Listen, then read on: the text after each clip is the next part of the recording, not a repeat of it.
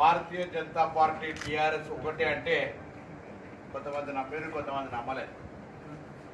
కానీ ఇలా కరీంనగర్ కాబోయే మాజీ పార్లమెంటు సభ్యుడు బండి సంజయ్ గారు కాంగ్రెస్ ప్రభుత్వాన్ని టీఆర్ఎస్ కూలగొట్టబోతుంది అని చెప్తున్నాడంటే వీళ్ళిద్దరి మధ్యన అవగాహన ఉంది.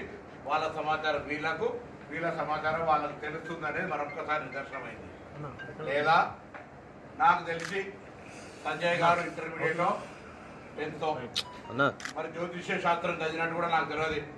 మా ప్రభుత్వాన్ని ఎవరు కూలగొడతారో ప్రజాస్వామ్యంగా ఎన్నికై అది కూడా ప్రజలు మార్పు కోరుకొని ఎన్నిక చేసుకున్న ప్రభుత్వం ప్రజలకు 6 గ్యారంటీలు ఇచ్చి గ్యారంటీల అమలుకు సంబంధించిన ప్రక్రియ కొనసాగే సమయంలో రైట్ టీఆర్ఎస్ పార్టీ అసహనంగా వ్యవహరిస్తుండొచ్చు, టీఆర్ఎస్ పార్టీ లోపాలన్నీ బయటపెడుతున్నాం కావచ్చు, వాళ్ళకి ఆగ్రహం ఉండొచ్చు.